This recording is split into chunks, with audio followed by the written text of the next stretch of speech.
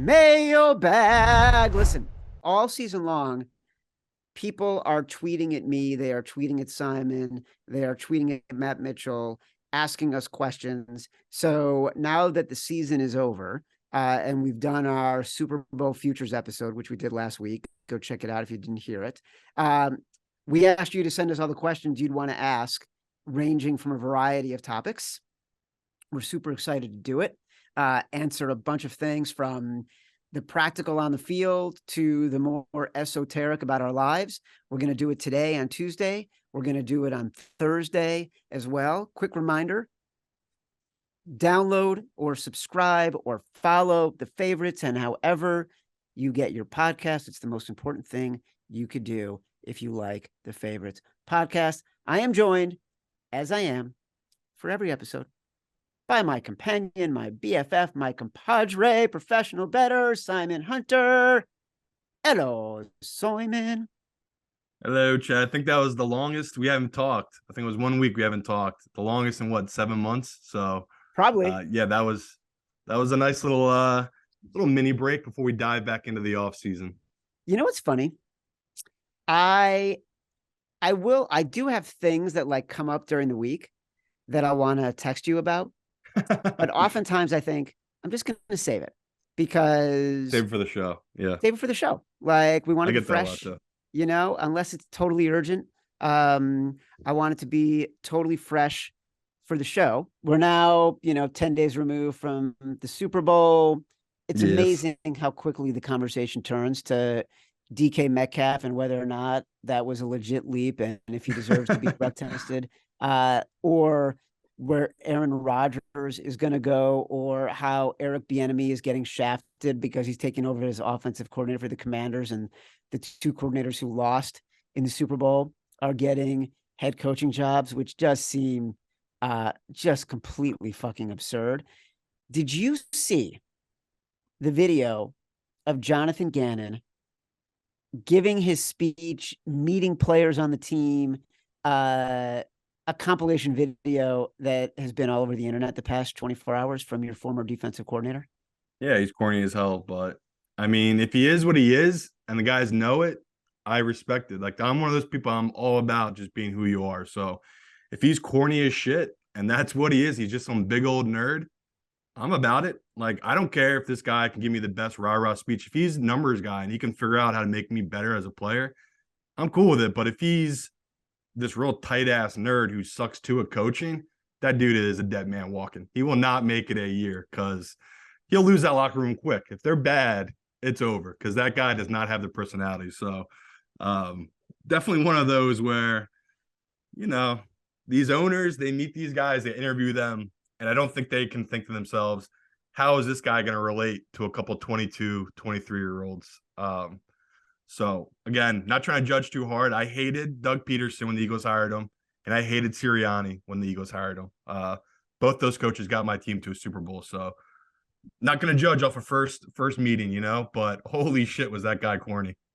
So I thought it was interesting. The reason I bring it up isn't just to hate and sort of be cynical and make fun, is because something he said was, why did I take this job? Because not many franchises have a franchise quarterback. And he believes, obviously, that Kyler Murray is that franchise quarterback, and he's putting himself in a position to succeed by aligning himself with a franchise quarterback as talented as Kyler Murray. Which, if you share his sentiment, people, they have the worst odds right now to win the NFC. Yeah. The Cardinals. They do. They totally do. And nobody, by the way, nobody is buying in to the Cardinals as a team that can be one of those worst of first teams, right? No. In the same way we loved Doug Peterson taking over the Jags with Trevor Lawrence, nobody is feeling that way about Kyler Murray and the Arizona Cardinals, because I think people are still a little bit skeptical about Kyler Murray because he's amazing in the first part of the year. You'd seen him with Cliff Kingsbury fading in the second half of the year, not being the greatest leader on the field. So I think there's a lot of people who are wondering, is this guy actually the franchise quarterback? Right now, their odds to win the NFC, they are plus 9,000. Yeah, I was gonna say, I've talked to I talked to a couple pros, and these pros are literally the guys that they're the only other ones betting the Jaguars with me last year. Like, these guys are like me. They love being in the mud, betting the gross shit that no one wants to touch. We all said the same exact thing to each other: is this kid Ben Simmons? Ben Simmons had all the talent in the world. He doesn't love basketball. Ben Simmons loves fame. And that's what I'm worried about with Kyler Murray. Kyler Murray, he loves to play video games. He played sports. I mean, he's one of the greatest athletes ever. He could have easily played MLB or done football. We all know Kyler Murray's story. How much does he love football? And that's my biggest worry with Kyler, because, you know, we all want people to have their own lives outside of football, right? We all want that.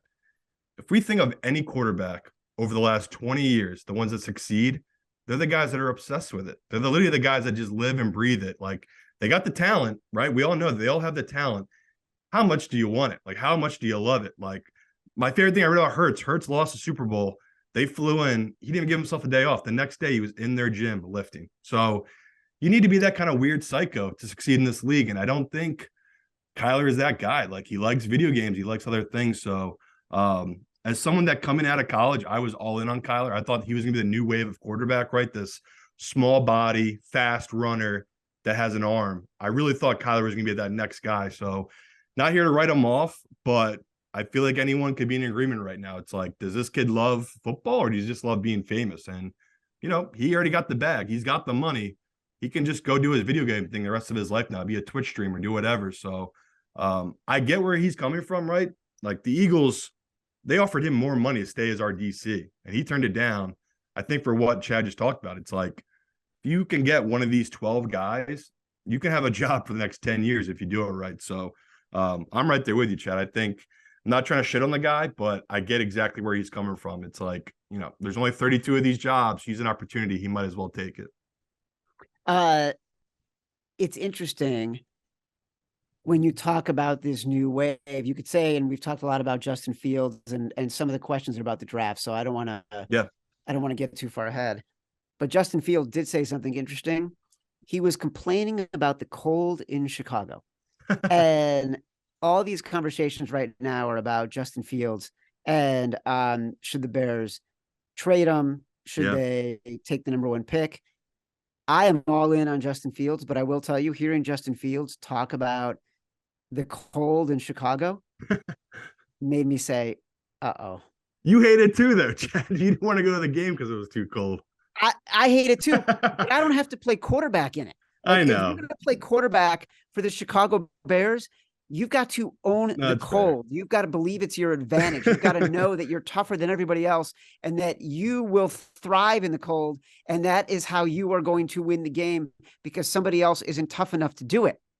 I'll say this, though. Your coldest game of the year against that Eagles team, he got hurt. He came back. He drove us down the field and got us that backdoor cover. So, once again, I'm all good with Fields in the cold. My man can talk it, but he actually does it. Like, he played in that cold after an injury in a meaningless game, was still out there swinging in that fourth quarter. So, once again, that's the kind of thing I want to see. Like, I love that hunger and passion. Like, that's the kind of stuff I live for. So, yeah, we have a lot to talk about the draft coming up, so I won't burn it here. But, man, it is going to be a very fun, exciting offseason. We're about to talk about these quarterbacks here. It's not like this. It's usually not like this. There's usually not so much QB drama in the offseason like this. So here's how I want to frame this question, because someone sent in a question, you know, can we just talk about the QBs on the move? Here's how I want to frame it. The best way from a betting perspective to think about this is, where do we think a quarterback is going to land? Yeah. And do we like their odds now enough to bet on their odds being at the longest based on what we think this is going to, how the quarterback scenario is going to play out? So, you know, do we think David Carr is going to go to the Jets? And if that's the case, do we think that there's good value on the Jets right now at 28-1 at FanDuel right now? Actually, the Jets are 28-1. Do we think that's good? Do we think it's not? Like, let's play that scenario with David Carr, Daniel Jones. Stop calling him David Carr. It's Derek. I mean, Derek Carr. Listen, I let it slide just because you love Houston. By the way, The number of times over the course of a season where you get a name wrong or call a guy by the wrong name or I don't know their names. name. I'm dyslexic, but I can get Derek Carr right. Now, if you're asking me to pronounce Giannis Antetokounmpo, that's another story. But Giannis Antetokounmpo? Yeah. But I can do Derek Carr and David Carr. I love it. I mean, I'm one of those people where like we're going to talk about a couple of teams here.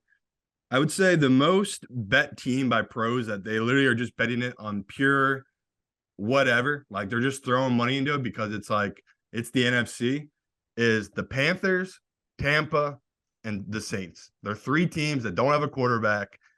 I know a bunch of pros are just betting them just because they're in the NFC. And I mean, me and Chad can do this right now if he wants. Who do you think, Chad, are the best three quarterbacks in the NFC right now? So imagine Aaron Rodgers leaves. Yeah. Like he goes to the Jets or the Raiders. That's an interesting question, right? And it's tough. And like I had a pro ask me that same exact thing. And I'm going to try not to be a homer because in my mind, the first person I think of is Hurts. Yeah. Like Hurts to me right now is number one just because he put up the stats in the Super Bowl. He threw for 300 yards. He rushed for 3 touchdowns in the Super Bowl. Okay, I'll give that kid the benefit of the doubt. Now, number two is when I had trouble. It's like, am I just going to give it to Stafford because he's the veteran? That's what I was thinking. He's got the ring. And then the third spot, it's just tricky. So to me, the NFC, that's what all these pros are saying. Where Derek Carr, yes, we want to shit on Derek Carr. He had that one great MVP year, and every other year he's been very lackluster. You know, this guy can get the right situation. We know Derek Carr has the talent. So from their perspective, I think they're all just looking at the NFC South, and they're just taking flyers on the Saints, the Bucks, and the Panthers, where I completely understand it. I completely get it. But to me, I think you just nailed it, Chad. It's like the Jets is what we want to bet. We want to bet a team that has an incredibly good defense, that's very young, with a good coach as a defensive mind. On the offensive side, we already know Wilson at the wide receiver position is incredible. They got a couple of really good running backs. Obviously, need to work on that O-line, but you know, you plug Derek Carr in there, you plug Aaron Rodgers in there. That's a huge upgrade from Joe Flacco and Zach Wilson. I mean, what did they have last year? 8 or 9 wins, this Jets team. So it's hard for me not to take a lid on the Jets team, but me and Chad already talked about it. If I'm going long shots AFC, I've been looking at Denver. I've been looking at the Browns. So that's my only issue with the Jets team right now is I wish it was 30-1. The pros bet it down. Most books have a 25-1 or 28-1. So going through the QB carousel, and you know, you got a whole list of names here. Don't really care much about Bridgewater. Don't really care much about Brissett. I mean, the Geno Smith thing is great, but don't really care about that much. Like the Mayfields, the Sam Darnolds, you know, Jimmy G is a little intriguing, but at the same time, Jimmy G can't stay healthy for a full season. So what the hell are me and Chad going to do? This guy goes to Carolina. Me and Chad are really going to move the needle and bet Carolina? No. It really does feel like it's just the Derek Carr, the Aaron Rodgers sweepstake, and everyone's waiting to see what happens with Lamar. So, you know, Lamar Jackson gets franchised. That's the end of that. But right now, we don't really know what to do with that. So to me, I've thrown a couple flyers out there, Chad, but nothing like big. Like I didn't bet, you know, I'm trying to think right now. I might have $2,000 total on the Jets. I might have, I don't know, 5,000 total between the Carolina Panthers, the Saints, and the Bucks, where I think Chad just talked about. I'm just kind of throwing darts here. Like I got no inside info. These teams, they don't know what the hell they're going to do either. It's all like, all right, we'll go let Aaron Rodgers sit in a hole for 4 days in the dark. And when he comes out, he'll pick his team and then stuff will start falling. Because I feel like that's what it is. It's like you want to get the guy who won back-to-back MVP, not last year, but the year before. Like, yes, bad year by Rodgers. We see it all the time, right, Chad? That cliff is real. Like guys hit 40, that cliff falls. He's 39. So the Aaron Rodgers thing is very interesting. But we love revenge. I love motivation. I love revenge. So to me, Derek Carr, Aaron Rodgers, whatever team they end up on, I'll try to convince Chad, but I'll most likely, you know, have a future on one of those teams because I just love that revenge spot, especially after a Tom Brady Super Bowl first year on a new team, Stafford Super Bowl first year on a new team. That makes it a little more easy to bet on a player on a new team. Yeah, you're not going to have to convince me on where to take some flyers here. For the same exact reason you just said. I love the idea of a talented quarterback being revitalized on a new team surrounded by more talent. It just changes your perspective. You are so enthusiastic. The next year gets significantly harder, but that first year, it's all fucking glory, man. You're so happy. You're feeling like you got a new lease on life. You're so much more appreciative of the opportunity. It's just and especially when you're older, like, not to sort of bring different kind of context, but you get an entirely different perspective on your career and what you're doing when you're an older person getting a second chance to start fresh in something you love to do. Especially a guy like Rodgers, who's we all know Rodgers is a psychopath. Like, the guy remembers horrible things people said to him 25 years ago. Like, think about how amazing this guy's life is, and he's still harping on things someone said to him when he was in junior college, whatever it was.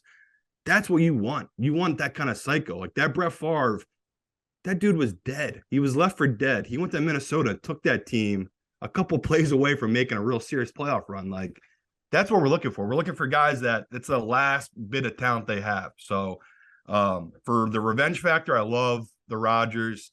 Just for a guy getting into a new situation who I think has talent, I love Derek Carr. So the rest of the list doesn't really move the needle much for me. I don't know about you, but those two I do care about. Daniel Jones isn't leaving New York, and also I don't think he makes enough of a difference to make them any more Super Bowl contenders in terms of the prices that they're at. Yeah. I like the plan of take some flyers on the NFC South because Carr could end up there. Yeah. And there are some worst to first scenarios there. And keep an eye on the Jets. Last week, we talked a lot about Houston and Chicago as Super Bowl long shots. So one of the questions we have is, do we like either of those at their divisional prices? For some reason, I'm not getting divisional prices right now. Hold on. I was gonna say, most books, they might hang it, but they'll take it down. Like, it's just, you're in a weird point here of the offseason of books.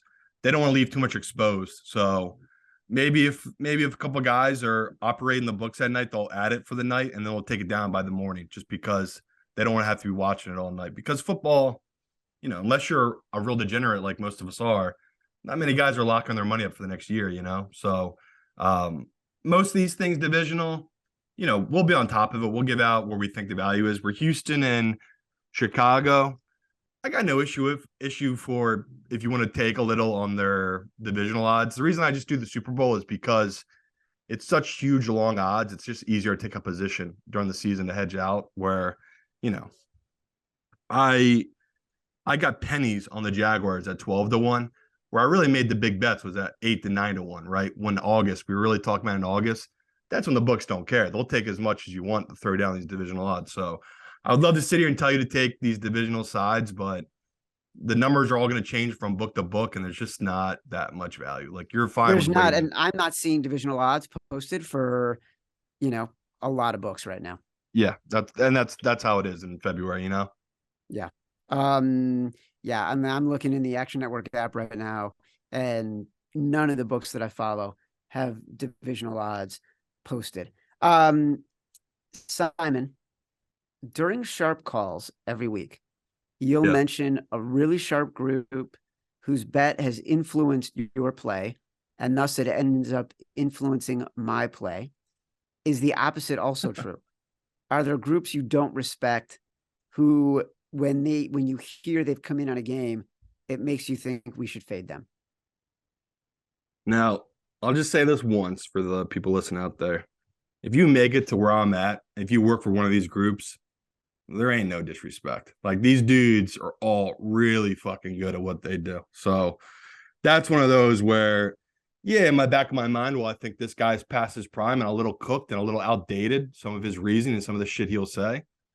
Yeah, but at the same time, that guy's going to be a winner. Like, he's going to be able to win. That's why he still has that job. So, that's always tough, where I would love to come on here and be like, yeah, there's some groups that I fade. Like, that just doesn't happen. But Twitter's another beast. Like, I joke with Chad all the time. People are always like, why don't you call people out on Twitter?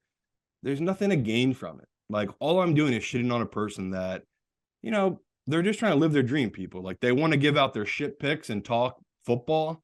Who am I to go in there and be like, this guy's a fucking fraud, fade his picks? you'll figure that out. You follow people long enough, they're giving you shit info every week.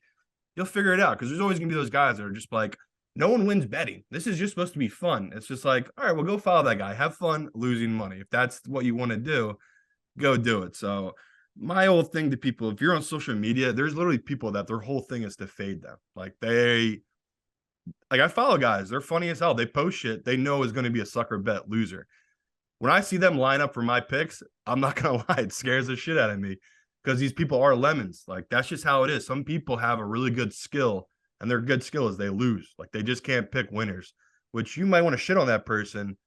That's a skill. And if they know it and they lean into it, you can just fade them. You can make a profit off it. So if you're looking for that, I'd say go to social media. For someone like me, professionally, it's so rare that I would just not respect someone that much in my profession, where I'm like, oh, I got to fade that guy. It just doesn't work that way. Eventually, the trash gets taken out. You slip up for a year or two, they are gone. Like, this ain't the type of business they're going to keep letting you lose their money and the people paying for your picks in your group. So, no, got nothing like that. I mean, me and Chad talk all the time. There's certain SERP calls, like certain groups where, yes, that'll scare the shit out of me. You know, these ones I talk about, these 365 guys that bet maybe 4 or 5 times a year. That's a true move the needle. If I'm on the wrong side of them, I don't even care if I have 7 figures down. I get out. These dudes, they're the best. They're literally what I aspire to be. They're the best. They're the guys we joke about have time machines. So those guys scare the shit out of me. Other groups, you know, I'm just like everyone else. I got an ego. I'll go back and forth with these guys, you know, and we'll try to figure out and find out why they're on one side. And if, you know, what I'm overlooking contradicts that or whatever, I'll get out of the bet. Like, I don't have that much pride. I respect everyone's opinion for the most part. So very rare where there's a group out there that I'll look down on. But I think like anyone else, right, there's always going to be people you look down on. So I would never come on here, though, and do that, right? I would never come on here and say, I really like this one side, now I'm out because this group's on the same side. So if, you know, that one, I'm trying to think what game it was. It might have been the Jets-Miami game earlier in the year. That's one where me and Chad literally got off this show, and I had multiple guys calling me, being like, you're stepping in it. This really smart group is on the other side.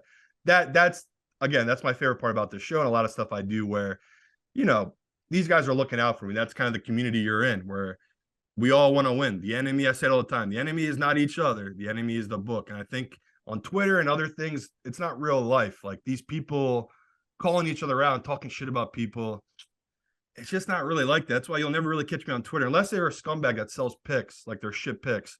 I'm happy to call that person out. But if they're just giving out free content on Twitter, I let them be. That's just how my view is the whole thing. The only person you should fade is Darren Ravel. Nah, Darren's getting sharper. Darren's getting pretty sharp. This is an interesting question. Curious to hear your answer, because you're closer to this age than I am. Yeah.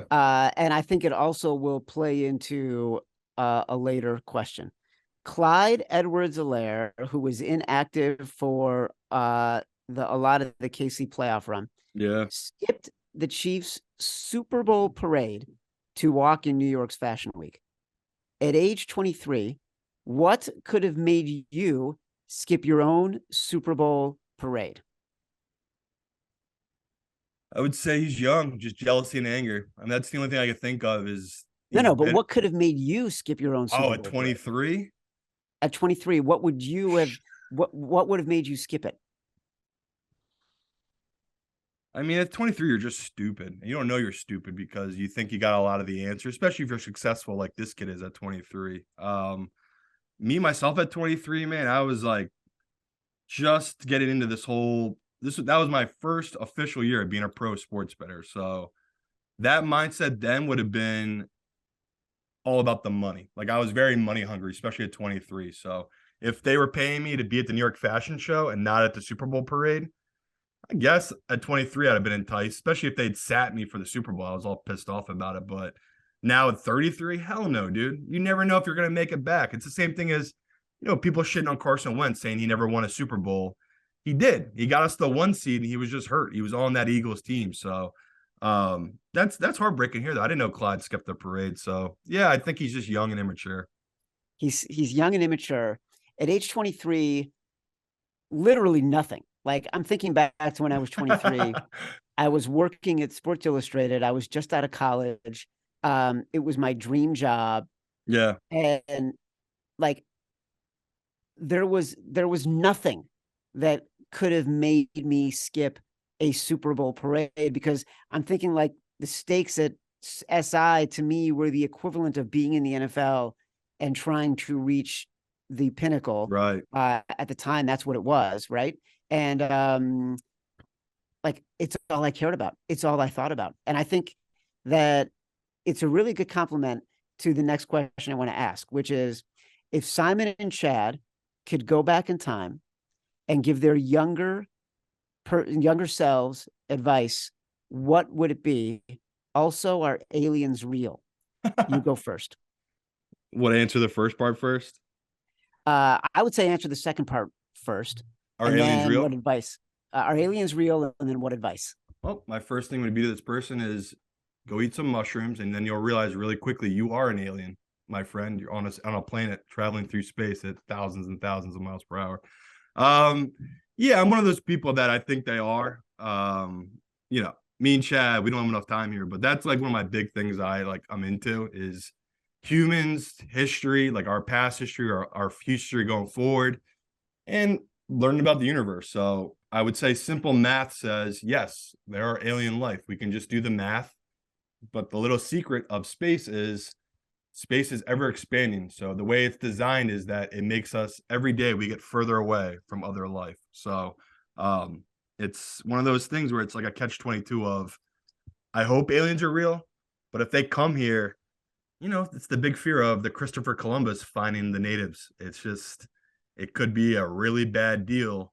But as we get future, you know, into the future here with this whole AI thing that me and Chad talk about every now and then, it just feels like eventually we're going to find some drones or whatever it is, and it's just not going to be aliens. It's just going to be computers, whatever it is. So I'm one of those, and in my lifetime, I hope we find aliens, but I'm also cool if we don't, because I don't know if it's going to be good or bad.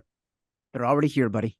Oh, go ahead. I'll get to that. Advice? What's your advice? It's so tough, man. I would say, you know, my younger self, dude, I was just so anxious because I really, like we just talked about, I used to be money hungry. Now that I've made the money, I tell people all the time, it's just like, dude, if you can just find something that makes you happy to do that. Like money, yes, it's nice being comfortable and all these other things. You're always stressing. Like there isn't a day that goes by I'm not stressing about my job or money or whatever it is in life. I think that just comes with age as you get a little more relaxed. As you get older and you get more comfortable, I'm just not at that stage in life yet. So for my younger self, I would tell them, just keep anyone out here. I would say try to figure out what you want to do in your 20s and then work like a madman. Like work really hard. Of course, have a normal life, have a girlfriend, wife, whatever you want to do, but work really hard, because once you reach your 30s, sure, you can ease up a little bit, but you won't want to, because you're going to find what you do you enjoy, and the working hard part, you reap the rewards. Like anything in life, you can be the hardest working guy ever in McDonald's and work your way up. Like it's just, that's how life is. You can work hard and work your way up, but there's some dead end jobs where you can work your ass off and that's it. Like you're not really going anywhere. You're kind of stuck. So I kind of always tell people, try to find something you can move up, make more money, and then just bust your ass, because it's rewarding in life. Where, you know, I know plenty of guys that partied and didn't do shit in their 20s, dude. We just hit our 30s and they are spinning their wheels. So that would be my fear of my younger self, is don't get comfortable. Just always have that little bit of looking over your shoulder, have a fire up your ass, because it works out for you in your 30s, working really hard in your 20s. Advice: do the work. Keep ego out of it. Don't set arbitrary age-based deadlines. I got to do X by 25. I got to do X by 30. Be nice. Keep your eyes open.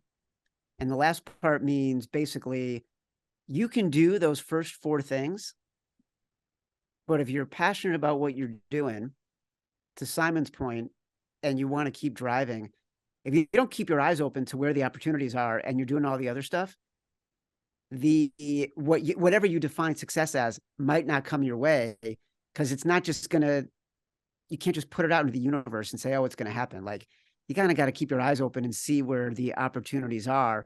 And if you're doing all those other things, then you'll find, for lack of a better term, the right product market fit, and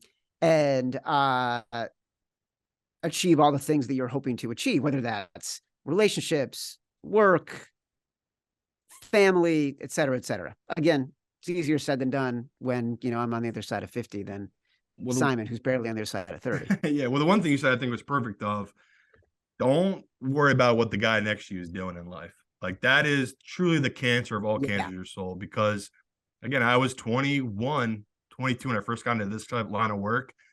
I had no college degree, and I was not broke, but like close to it, because I lost all my money, the growing pains of sports betting. So going on Facebook or Instagram and seeing my friends who were partying in college or getting their first job or doing all that other stuff was horrible to my mental health. So I always say to people, if you can't handle that shit, just delete it and get it out of mind, because it does nothing for you. It doesn't improve your life in any way, worrying about what other people are doing in life. So yeah, I'm right there with Chad. Please just focus on yourself and not worry about other people.